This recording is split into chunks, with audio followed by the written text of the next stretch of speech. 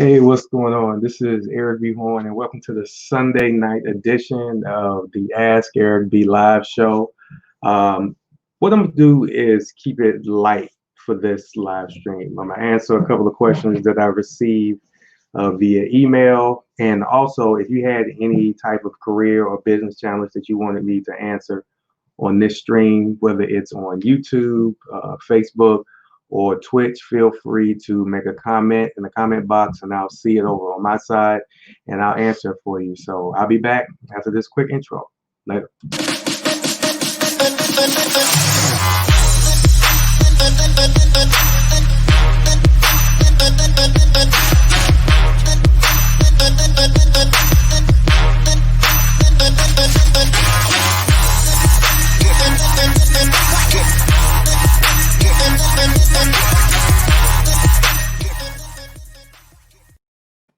And we are back. Happy Sunday evening. I hope you guys had a great weekend. If you were like me looking at who would be the next president, hopefully you have a sigh of relief knowing who's going to be our next president and vice president for the next 4 years. But like I said in my live stream yesterday, just because they'll be in office doesn't necessarily mean the work has to stop or should stop on our end. We still need to build our careers. We need to still build our businesses or just build you as a whole. Just because a certain group of individuals are in the White House doesn't mean that you have the option to stop. Actually, now you need to put the pedal to the metal and continue to grind. Continue to grind as if the current president will be in the next office for the next 4 years, right? That's my overall opinion. I really don't like to get into politics because it ends up being an argument, and I'm not an expert, but I do, know and experience what you guys experience not only through the United States but also through the world for the past 4 years. And if you didn't vote, you really don't have the right to complain. That's all I'm going to say about that. But like I said before the intro, this evening is the Sunday version of Ask Eric B Live, where what I'm going to do is answer a couple of questions that I got via email, and hopefully the questions that I ask, the questions that I will answer, you can take that information and apply that to what's going on with you. I'm not going to be on too long because I hear my daughter and my wife upstairs, so I want to spend some time with them before the day is over. But I still want to answer some questions. And if, like I said, if you guys have a question, if you're looking at this on Facebook, YouTube, or Twitch, there's a comment box. Feel free to ask a question below, and I'll make sure I'll answer it. Right. But without further ado, let's get into the first question. Okay. So Paul says, how do you handle desk jobs that actually require nonstop work for 8 hours? I keep hearing people talk about jobs where they are only productive for 2 to 3 hours. Well, you really didn't, Paul, you really didn't go into great detail about what you do. However, let me get really granular. So if a job is working you 8 hours nonstop without any type of breaks, then they may need to be reported to either the Better Business Bureau or some other labor law organization. Reason being, technically you're supposed to get 2 breaks and 1 lunch. So I don't know if you were just, I'm not saying over exaggerating, but you were just saying, they're working you like a dog. But in the event, if you're working 8 hours straight, you definitely need to talk to some labor law people so you can figure out what you need and what you deserve. But to answer your second question, you keep hearing people talk about jobs that are only productive for 2 to 3 hours. What type of job is that? You are paid to be productive while you are on the job, right? Regardless if you even have your own business. Now, you may have certain waves and peak hours of production, but in this day and age, with the shortage of work that's out there, that means the people that were spared their jobs, they're taking on more work. So I don't know of any jobs out there that you're only productive 2 to 3 hours unless you're doing something illegal. Like I said, I just want to be very open and honest. But you may want to figure out what you actually would want to do, right? That's the premise because you're going to be bouncing from job to job to job if you just focused on, you know, being productive for only a certain amount of hours. Because what would happen if that changes and instead of you working 2 to 3 hours of being productive, you're productive 5 to 6 or even 7. Are you going to switch jobs? And if you do, then you're going to be labeled as an overall job hopper. So take a step back, figure out what you want to do because it sounds like you're at a job where you don't even like it in the first place. And if it's reason being, when you're at a job where you don't even like it in the first place, you find the littlest things and blow it up. I know I've done it on a couple of jobs when in actuality it was just I really didn't like the job function, right? I really didn't like what I was doing and everything seemed like it was hell in a sense, right? So take a step back, figure out what you want to do, but you may want to remove the fact that you're being productive for only 2 to 3 hours a day because it sounds like you're just trying to, take some shortcuts when it comes to being overall productive. Not knocking you, but I just want you to be realistic, right? Question number two. Jane says, I quit my first corporate job 3 to 4 months in because I was miserable. Should I put it on my resume for other companies?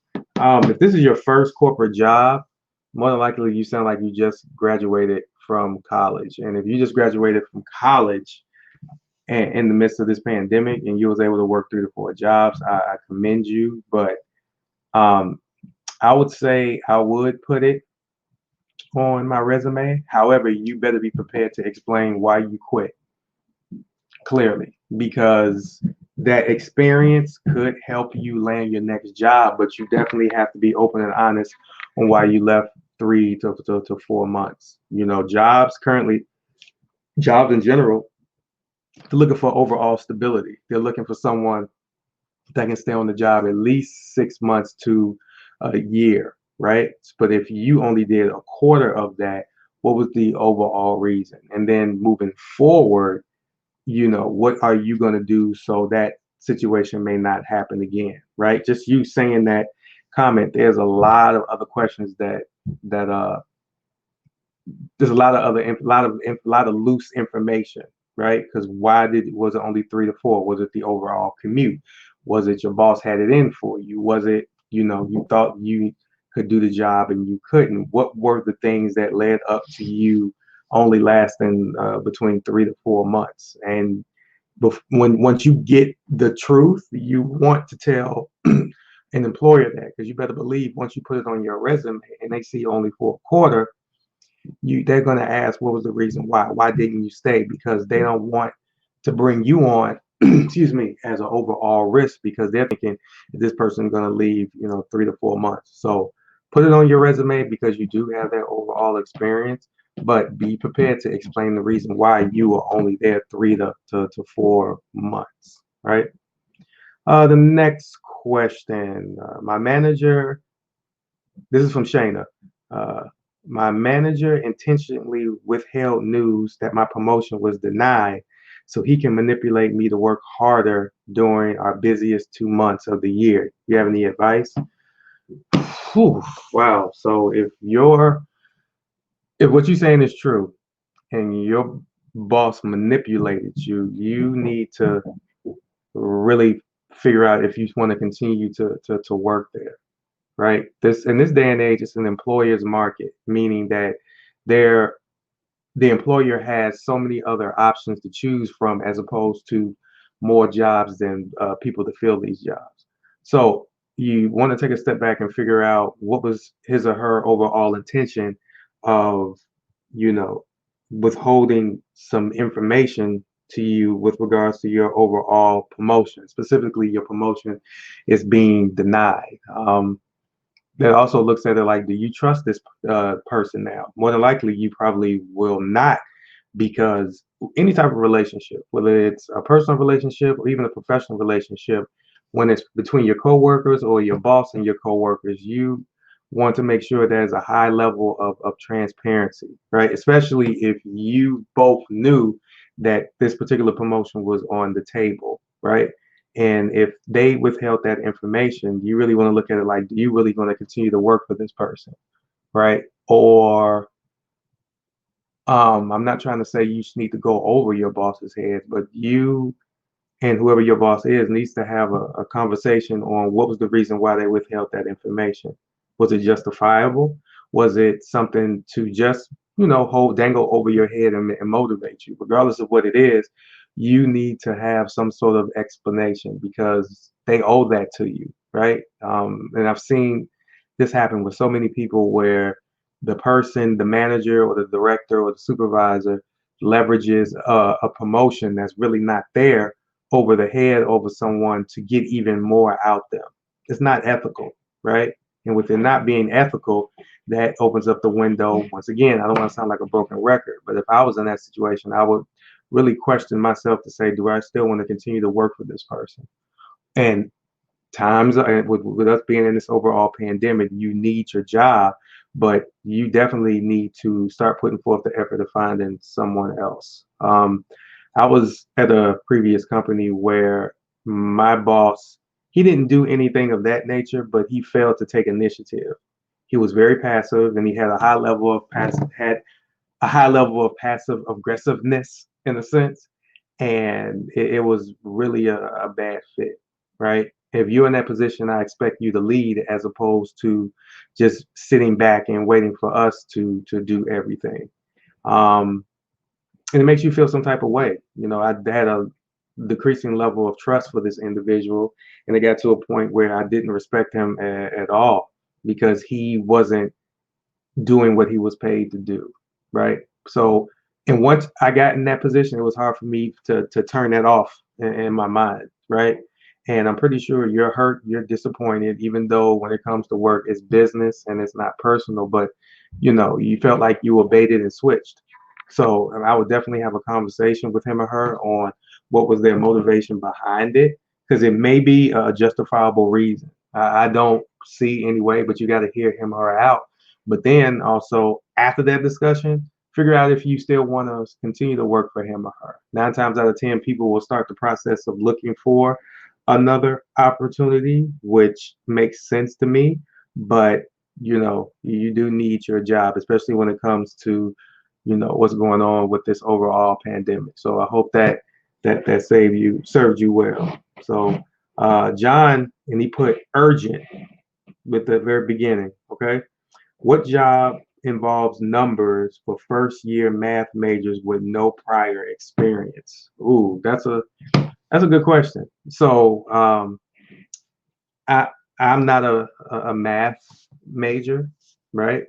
But what I do know is professions like being an accountant or being a teacher, or an engineer or whatever have you. But if you've gotten your degree with first year Wait, what jobs involve numbers for first year math majors with no prior experience? Oh, okay. I'm sorry. I read that wrong. So if you are a math major with no prior experience, you could possibly be, well, first and foremost, you need to figure out what you want to do, right? Because there's so many professions that involve math. Like I said, you have an engineer, because that's a heavy amount of math. You have computer science, which has a math component. You have math teachers. You have so many angles. But just for the sake of discussion, if you are going down the road where you are going to get your degree in math, you may want to look at being a teacher, right? Um, because math is one of those majors where the component you can do a lot with, but if you just major strictly in math, from my understanding, there's not that many career paths you can go down. And based off of what I'm reading here, it may be something that you may just want to use as a possible component. Use that math component to forego other opportunities, right? But to get more in depth, since you are in school, you want to talk to your career counselor or even go to your career service center and ask these type of questions, so if you continue to go down the road of majoring in math, you can get a professional assessment of the avenues that you can go down. Or even better yet, what you can do is just Google, careers for math majors or careers with math components. That will be the best thing that I can suggest to you, because math is not my forte, but I do know that there are a lot of majors that you can use the concept of math in as a component with an overall career. But Google it. That can be your first step. And then, take that information and talk to your career counselor so you can have a more in-depth conversation. So, because if you do have to change majors, now's the best time to do it. Because if you do have that passion for math, you can find another element where you could combine the math into whatever you have going on, right? So what I'm gonna do is take a quick 30-second break for me to dig through my emails and find some other questions. Once again, if you are looking at this on Facebook or YouTube or Twitch and you had a career or business question that you wanted to ask me, make sure you put it in a comment and I will make sure that I do my best to answer it. Once again, this is Ask Eric B Live with Eric B Horn, and I'll see you guys back in 30 seconds.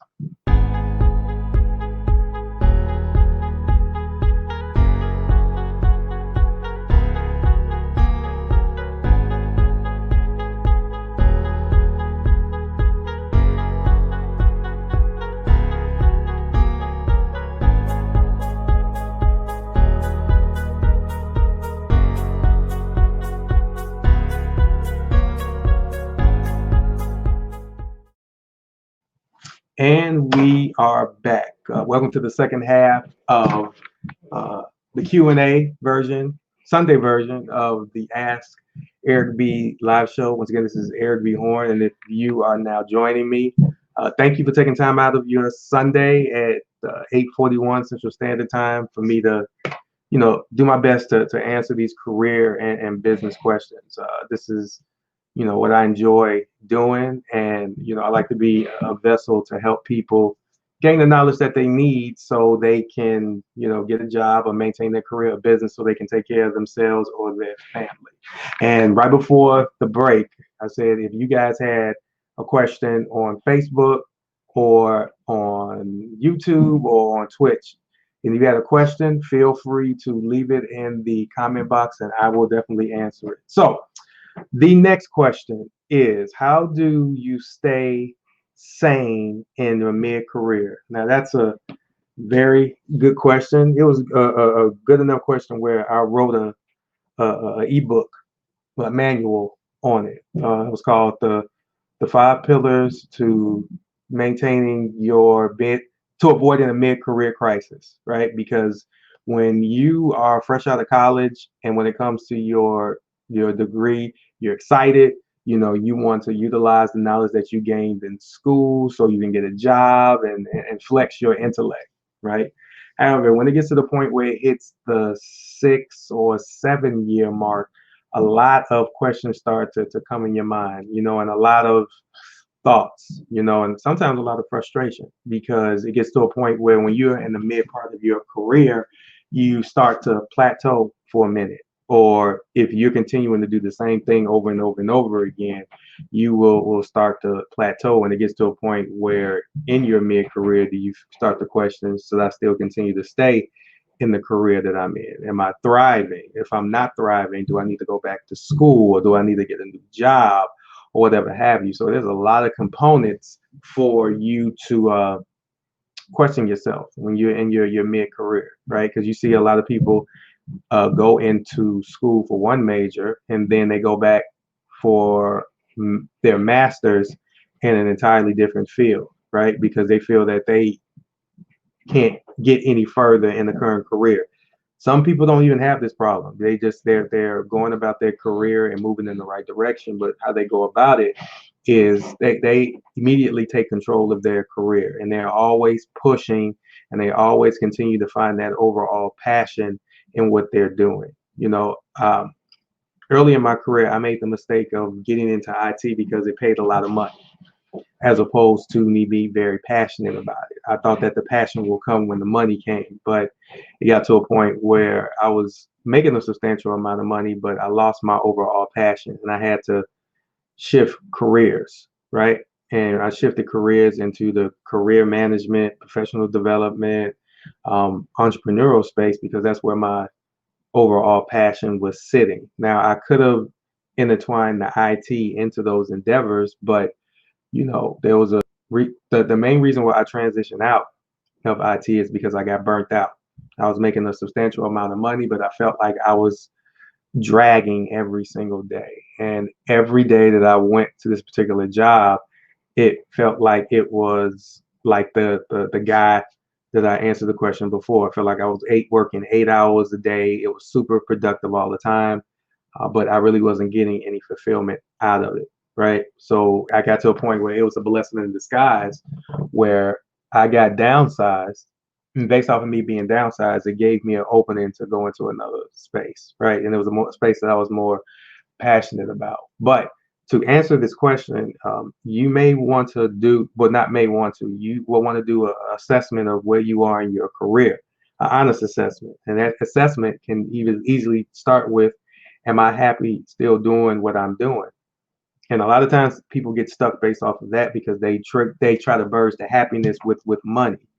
And I understand that you need money to sustain yourself, right? But if what's the point of working these crazy hours if you're making all this money and if you are unhappy? I've seen people where they make a lot of money, but they hate what they're doing. And what they hate what they're doing, it gets to a point where they are down on themselves, they feel depressed, and it starts to spiral out of control, right? But ask yourself, are you still happy with what you are doing? And if you are not, is there a way that you can take what you are doing and put that in a different function? I'll give you a prime example. So I worked with a client where this woman was a high-powered lawyer, right? She had a very visible job, making well over six figures. She was doing her thing, right, from the outside looking in. But after having a conversation with her and her breaking down, she hated what she was doing. And the reason why she hated what she was doing is because she really didn't want to be a lawyer. But her mother's a lawyer, her dad's a lawyer, so she followed in that trend. So after doing some soul searching and asking if did she want to stop being a lawyer, she didn't want to stop being a lawyer because she spent and invested a lot of time and energy. However, she had a passion for art. So right then and there, I figured out a way where she can merge her being a lawyer and with art because when it comes to high, very expensive pieces of art, there's a legal aspect to it also. So she did a research, did a due diligence, and then she got to a point where she became a lawyer for a high powered like art firm, art gallery, or I don't know, whatever you call it, shishi poo poo art gallery, or whatever the case may be. So she deals with all of the legal pieces, and she loves what she's doing because she's able to still apply her legal, what's the word? Legal knowledge. That's the word. I just blanked out. And her passion for the arts. So in your mid career, if you don't like what you're specifically doing, is there a way that you can merge what you're doing into an area where you are passionate about? Now, there's a whole stream of questions that I do ask someone when it comes to this overall assessment, but those are the top two to get the juices flowing in the brain. So if you are in a position where you feel like you're plateauing in your mid-career, ask yourself those first two questions. And then after that, then you can start to spiral down and figure out what you need to do to get on that road to finding happiness where your career can start to traject even more as opposed to plateauing, right? But we've all been there. I've been there. I'm pretty sure people who are viewing this or that will view this has been there when it comes to their mid-career, and it's totally normal because if you are in a midpoint of your career, you've gained hopefully so much knowledge and so much experience outside of the school knowledge that you've learned. So now you can form an opinion on what you do like and what you don't like, right? And also, is it good for your family or whatever the case may be? But If you are in a midpoint in your career and you feel like you are at a plateau, ask yourself those first two questions. Once again, do you like what you are currently doing? Because some people say they do like what they're currently doing. So it may be a situation where they may not like what they're doing at that particular job or in that particular industry or that particular sector or whatever have you. So you can figure out that. And or if it's to a point where you don't like what you're currently doing, is there a way to merge what you are doing to what you would like to be doing? And a good 7 times out of 10, there's a market there for your expertise and what you would want to do, right? The time is it's 11 minutes before the time is up. So I just wanted to open the floor up. If any guys had any questions, comments, concerns, feel free to ask me and it will show up in the comment box. And once again, I want you to make sure that this is your opportunity to ask me advice that I charge for, right? If you would find me anywhere else that's not on this particular platform and you ask me a question, or some type of coaching advice in a sense, I'm gonna charge you, right? So definitely, if you have any questions, feel free to ask now. If not, um, thank you guys for your overall time, energy, and things of that nature.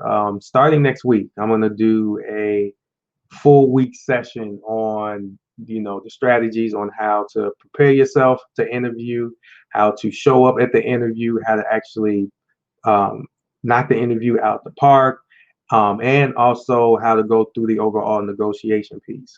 This is something that so many people have been asking me about, and I'm to be transparent. I'm in the process of finding my next opportunity. So everything that I will tell you, I'm doing right now, and I'm still at the point where I'm close to a new opportunity, but I can't let the cat out the bag. But regardless, it is an overall process.